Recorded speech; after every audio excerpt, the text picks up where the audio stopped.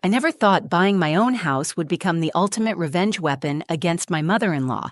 But when she told me I came from a clearance bin in front of 20 guests at her anniversary dinner, I had the perfect response that left everyone speechless. Hi everyone, I'm Maya, and 3 years ago I married the love of my life, David Morrison. What I didn't realize was that I was also marrying his mother, Patricia, a woman who made it her personal mission to remind me daily that I wasn't good enough for her son. Patricia Morrison was the kind of woman who could smile sweetly while cutting you down with surgical precision.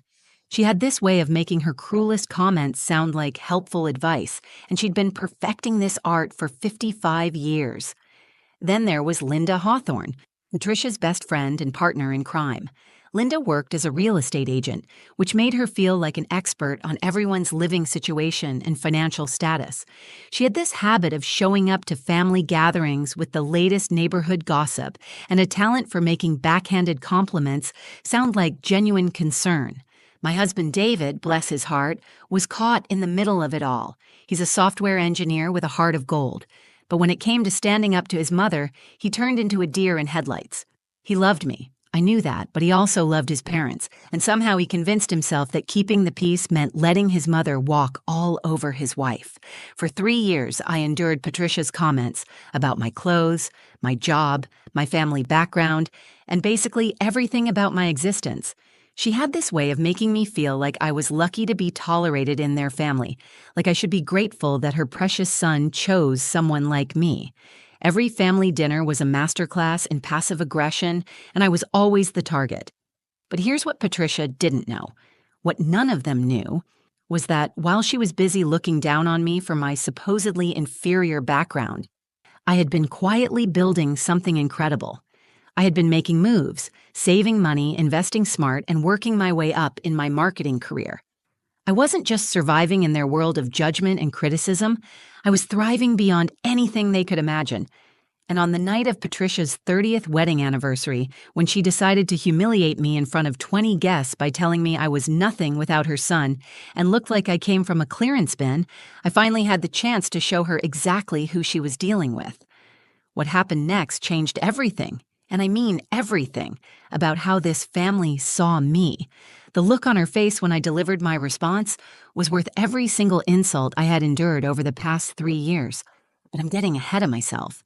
Let me tell you exactly how we got to that moment, because the buildup makes the payoff so much sweeter. When I first met David Morrison at a coffee shop downtown 3.5 years ago, I thought I had found my perfect match. He was charming, intelligent, and had this genuine laugh that made me feel like the funniest person in the room. We connected over everything from our love of hiking to our shared obsession with terrible reality TV shows. 6 months of dating felt like a dream, and I was already imagining our future together. Then I met his parents. Patricia Morrison walked into that first family dinner like she owned not just the house, but everyone in it. She was impeccably dressed in what I later learned was a designer outfit that cost more than my monthly rent. Her silver hair was styled to perfection, and she carried herself with the kind of confidence that comes from never having anyone question your authority. She looked me up and down in those first 30 seconds, and I could practically see her mental calculator adding up the cost of my Target dress and discount store jewelry. "So you're Maya," she said. Not really a question, but more like she was confirming something disappointing she had already suspected. "David has told us so much about you." The way she said it made it clear that whatever David had shared hadn't impressed her. Robert, David's father, was kind enough, but he clearly deferred to his wife on all matters of family judgment. He worked in accounting for a small firm and seemed genuinely nice, but Patricia ran that household with an iron fist wrapped in a velvet glove. That first dinner set the tone for everything that followed. Patricia had this talent for making comments that sounded almost complimentary, but left you feeling somehow diminished. "Oh, you work in marketing. How interesting. I suppose someone has to do those jobs." Or my personal favorite, "Your earrings are so unique. I love how you're not afraid to wear costume jewelry." David would squeeze my hand under the table during these exchanges, but he never said anything. After dinner, when I would bring up his mother's comments, he would brush them off with explanations like, "That's just how she is," or "She doesn't mean anything by it." He genuinely believed that his mother's behavior was normal family dynamics, not the calculated psychological warfare I was experiencing. The truth was, I came from a solid, middle-class family. My parents both worked full-time jobs, my dad as a mechanic and my mom as a school secretary. We weren't wealthy, but we were never poor either. I had worked my way through college with a combination of scholarships, part-time jobs, and student loans that I was still paying off. I was proud of my background and what I had accomplished, but Patricia had a way of making me feel like my entire life story was somehow inadequate. What made it worse was that I was actually doing really well for myself. I had started as an entry-level marketing coordinator right after college, but I was ambitious and hardworking. Within 2 years, I had been promoted twice and was managing major client accounts.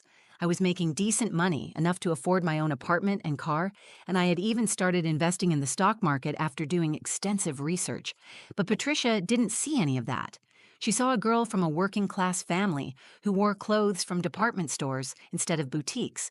She saw someone who didn't instinctively know which fork to use for the salad course or hadn't grown up playing tennis at the country club.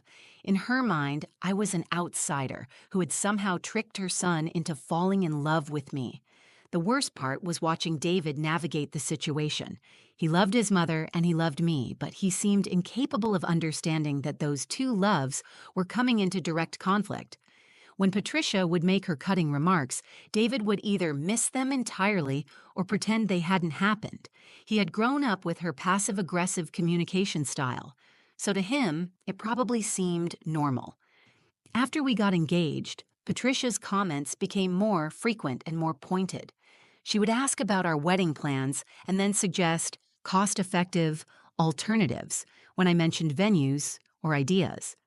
She offered to help with the guest list and then questioned whether my family members would fit in with their friends. She volunteered to take me dress shopping and then steered me toward the clearance section while loudly discussing budgets. Through it all, I kept quiet because I loved David and I wanted to be part of his family. I convinced myself that time would help Patricia warm up to me, that she just needed to get to know me better. I thought if I proved myself worthy through my actions and accomplishments, she would eventually accept me. What I didn't realize was that Patricia had already made up her mind about me, and no amount of success or kindness was going to change her opinion. She had decided I wasn't good enough for her son, and she was determined to make sure I never forgot my place in the family hierarchy. That determination would ultimately be her downfall. The 30th wedding anniversary dinner was supposed to be a celebration, but from the moment I walked through the front door, I could feel the tension crackling in the air like electricity before a storm. Patricia had spent weeks planning this event, and she was determined to make it a showcase of her perfect life and perfect family. What she didn't count on was using me as her verbal punching bag in front of 20 guests. The house looked absolutely stunning that evening. Patricia had hired professional caterers, rented elegant table linens, and arranged fresh flowers throughout every room. Crystal glasses caught the light from the chandelier, and everything sparkled with the kind of perfection that screamed expensive taste. She had invited her closest friends, several family members, and a few of Robert's colleagues from work. Everyone was dressed in their finest clothes, and the atmosphere should have been purely celebratory, but Patricia had other plans for the evening's entertainment. It started subtle, the way it always did. As guests arrived and mingled in the living room, Patricia made sure to introduce me with carefully chosen words. "This is Maya, David's wife. She works in marketing." The way she said marketing made it sound like I sold used cars in a back alley. When her friend Susan complimented my dress, Patricia immediately chimed in with, "Oh yes, Maya has such a talent for finding affordable options. She's very practical." Linda Hawthorne arrived fashionably late, making her grand entrance in a way that suggested she considered herself co-host of the evening. Linda had this habit of treating every social gathering like a networking opportunity, and she immediately began circulating through the room, collecting gossip and dispensing unsolicited advice about everyone's life choices. During cocktail hour, the comments escalated. Patricia cornered me near the kitchen while I was helping serve appetizers and said loud enough for nearby guests to hear, "Maya, dear, you really should consider investing in some quality jewelry. First impressions matter so much, don't you think?" I was wearing pearl earrings that my grandmother had given me. earrings that meant more to me than any expensive baubles. But Patricia's comment made several guests glance at me with what looked like pity. Linda joined the conversation with her signature fake concern. "Oh, Patricia, you're so thoughtful. Maya, honey, have you considered taking some etiquette classes? There are some wonderful programs for adults who want to polish their social skills." She delivered this suggestion with a bright smile, as if she was offering me a fantastic opportunity rather than insulting my upbringing. David was completely oblivious to what was happening. He spent most of the cocktail hour talking business with his father's colleagues, occasionally glancing over at me with a distracted smile. When I tried to catch his eye during one particularly brutal exchange about my potential for growth, he was deep in conversation about software development and didn't notice my desperate look for backup. Dinner was when things really went off the rails. Patricia had seated me at the far end of the table, away from David, surrounded by her most judgmental friends. It felt like being placed in a gladiator arena, except instead of lions, I was facing middle-aged women with perfectly styled hair and opinions about everything. The conversation topics were clearly chosen to make me uncomfortable. They discussed private schools their children had attended, expensive vacations to places I had never been, and charity events that cost more to attend than I made in a month. Every topic was designed to highlight the difference between their lifestyle and mine. "Maya, do you and David have any vacation plans?" asked Margaret, one of Patricia's book club friends. Before I could answer, Patricia jumped in with, "Oh, they're very budget conscious. David is learning to be more practical about money." The implication was clear. I was holding David back financially, preventing him from living the lifestyle he deserved. Linda decided to share her expertise about the real estate market, specifically pointing out how important it was to buy in the right neighborhoods and invest in properties that reflect your social status. She looked directly at me while saying, "Some people just don't understand that where you live says everything about who you are." The final straw came when Patricia's sister mentioned how proud she was of her daughter's recent promotion. Patricia seized the opportunity to say, "Yes, it's so important for young women to have real careers with advancement potential. Some jobs are just hobbies, really." She glanced meaningfully at me while the entire table absorbed the implication that my marketing career was nothing more than a way to pass time. Throughout all of this, David remained completely checked out, scrolling through his phone and occasionally laughing at jokes he wasn't really listening to. The other guests were starting to look uncomfortable with the obvious targeting, but no one was brave enough to call Patricia out on her behavior. I could feel my face burning with embarrassment and anger. Every comment felt like a small cut, and I was bleeding from 1,000 tiny wounds. But I kept smiling, kept nodding politely, kept playing the role of the gracious daughter-in-law who was grateful just to be included. I had no idea that Patricia was about to push things so far that my patience would finally snap completely. The moment that changed everything came when Patricia decided it was time for her anniversary toast. She had been building up to this all evening, making increasingly bold comments as she gained confidence from her friends' laughter and David's continued silence. I watched her stand up at the head of the table, wine glass in hand, looking absolutely radiant in her moment of complete control. "Thank you all for being here tonight," she began, her voice carrying that practiced sweetness that I had learned to fear. "Robert and I are so grateful to have such wonderful friends and family to celebrate 30 beautiful years of marriage." The guests raised their glasses, expecting a normal anniversary toast about love and commitment, but Patricia had other plans. "Marriage has taught me so much about the importance of knowing your place in a family," she continued, her eyes scanning the table before landing directly on me. "It's taught me about respect, about understanding where you come from, and about never forgetting the people who made your happiness possible." I felt my stomach drop. This wasn't going to be about her marriage at all. "Some people understand this naturally," Patricia continued, her voice getting stronger as she warmed to her theme. "They understand that marriage isn't just about two people. It's about joining families, about respecting traditions, about knowing your role." She paused dramatically, making sure she had everyone's complete attention. "And then there are others who need gentle reminders about these important values." The room had gone completely quiet. Even David looked up from his phone, finally sensing that something was wrong. Robert shifted uncomfortably in his chair, but like everyone else, he remained silent. Patricia turned to face me directly, her smile sharp as a blade. Maya, dear, I hope you understand how lucky you are to be part of this family. You're nothing without my son. Don't forget where you came from. The words hit me like a physical blow. 20 guests heard her say it. 20 people watched her publicly humiliate me at what was supposed to be a celebration of love and commitment. The silence that followed was deafening, broken only by the gentle clink of someone nervously setting down their wine glass. But Linda Hawthorne couldn't let the moment pass without adding her own poison to the wound. "Oh, Patricia, you're being too kind." Linda laughed, her voice cutting through the awkward silence like nails on a chalkboard. "Look at her. She looks like she came from a clearance bin." Several guests actually gasped. A few nervous chuckles rippled through the room from Patricia's closest allies. But most people looked absolutely mortified. This had crossed every line of basic human decency, and everyone knew it.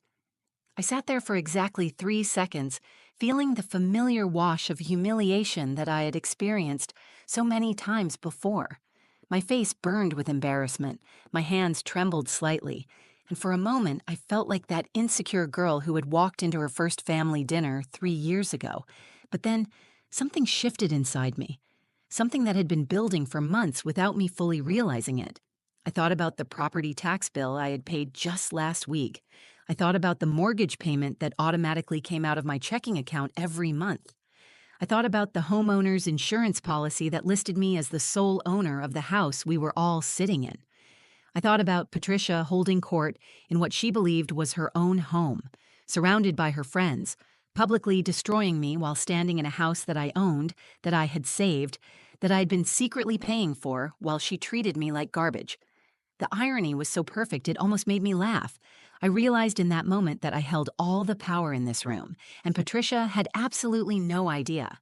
For 2 years, I had been the secret benefactor keeping her perfect life intact, and she had just made the biggest mistake of her life by attacking me in front of witnesses.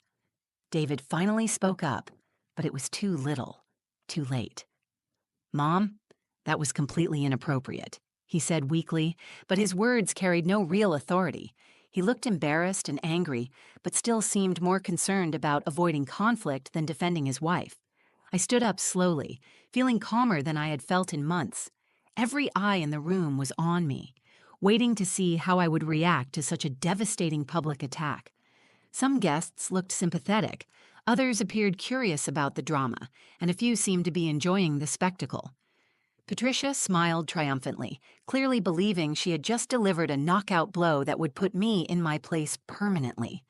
Linda sat back in her chair with a satisfied expression, obviously pleased with her contribution to my destruction. Neither of them had any idea what was coming next. I smiled back at Patricia, a genuine smile that probably confused her, and prepared to deliver the truth that would destroy her perfect evening and change the power dynamic in this family forever. "Well, Patricia," I said, my voice steady and clear, "since I bought the house you're celebrating in, I think it's time for you to get out." The reaction to my words was immediate and explosive. Patricia's triumphant smile vanished completely, replaced by a look of pure shock and confusion. Her wine glass slipped from her fingers and shattered on the hardwood floor, red wine spreading across the expensive rug like blood from a wound. "What did you just say?" Patricia whispered, her voice barely audible above the sudden murmur of confused guests. I remained standing, my voice calm and clear as I repeated myself. "I said I bought this house, Patricia. I own it, and since you just publicly humiliated me in my own home, I think it's time for you to leave." "That's impossible," Patricia shrieked, her composure completely shattered. "This is my house. I've lived here for 15 years. You're lying." The guests were now openly staring, some pulling out their phones to record what was clearly about to become legendary family drama. Linda Hawthorne looked like she had seen a ghost, her face pale as she processed what I had just revealed. "Patricia, I understand your confusion," I said, still maintaining my calm tone while enjoying every second of her panic. "But 2 years ago, when you and Robert were 3 months behind on mortgage payments and facing foreclosure, David came to me in tears. He begged me to help save his childhood home." Robert's face had gone completely white. He was staring at me with a mixture of horror and dawning realization, clearly remembering the financial crisis that had nearly destroyed them. I had been saving money and making smart investments since college, I continued, addressing the entire room now. I had enough for a down payment and qualified for a mortgage that you couldn't get because of your credit situation. So I bought the house outright from the bank, took over all the payments, and let you continue living here. She's lying. Linda jumped up from her chair, her real estate agent instincts kicking in. Patricia, tell everyone she's lying. Actually, Linda, I turned to face her directly. As a real estate agent, you can verify this information tomorrow morning.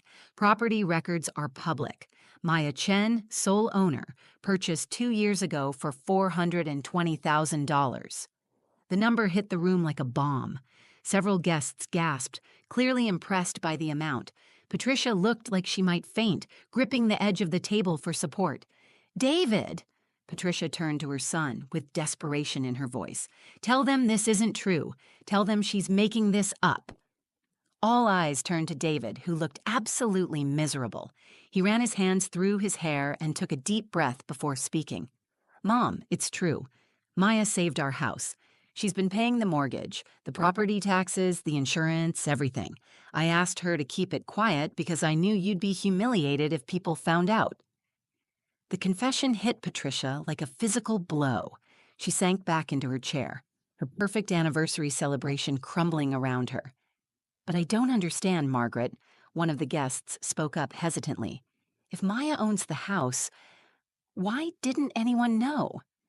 I decided to tell the complete truth. Because David asked me to keep it secret. He was afraid that if his parents knew I had saved their home, it would hurt their pride.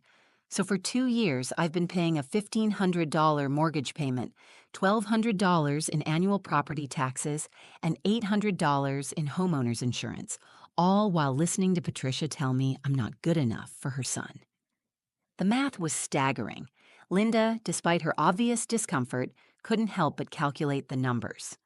That's over $25,000 a year, she said quietly. $27,400 to be exact, I confirmed. And that doesn't include the $7,000 I spent on a new roof last year, or the $3,000 for the HVAC repair. Robert finally found his voice. Maya, I had no idea.